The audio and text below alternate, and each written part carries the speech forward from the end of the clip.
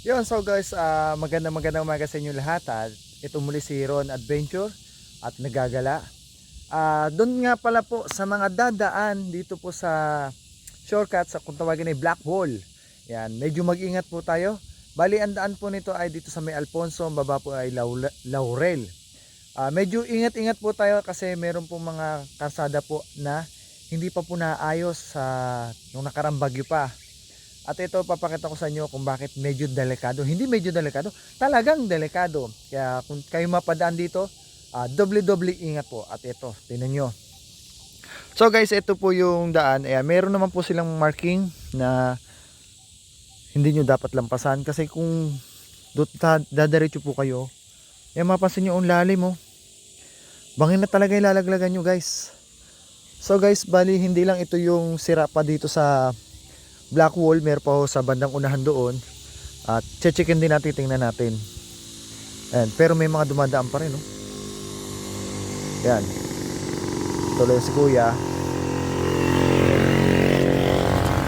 Ayan. Papansin nyo yung daan, talagang ipang isang sasakyan lang. Kaya kung kayo may kasalubong, magbigayan po tayo. Kasi kung hindi kayo magbibigayan, ay maari po na may kahuntungan po yung ating pagmamalabis. Yun. Pero tingnan nyo naman, lalim talaga oh. Tingnan nyo lalim yan. Kaya sa mga dadaan po dito sa Black Wall ingat-ingat po. Okay. Guys, tingnan naman natin yung isa pang kalsada na sira doon o tulay na sira. Banda rito lang sa baba yun. Okay.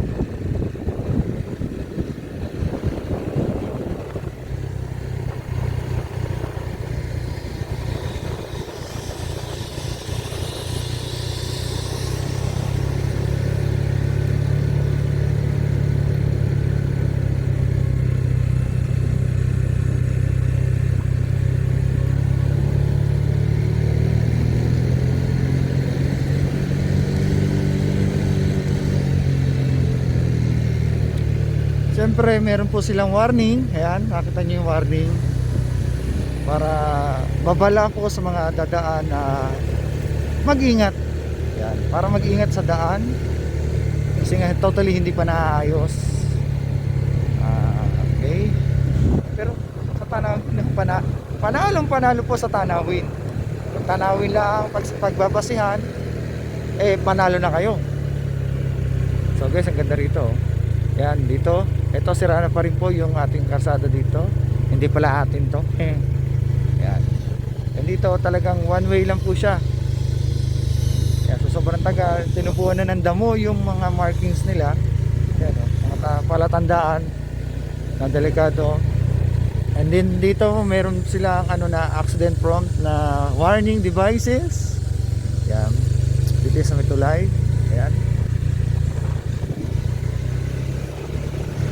Kasi dito medyo malalim na rito.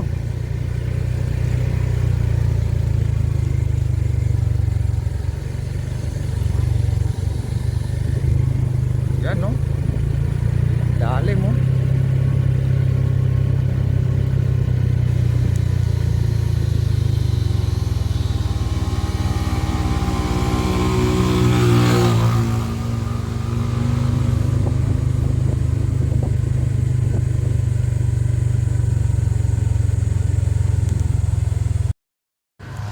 So guys, dito tayo nang galing kanina. Yan, dyan tayo dumaan, galing po sa taas sa Alfonso.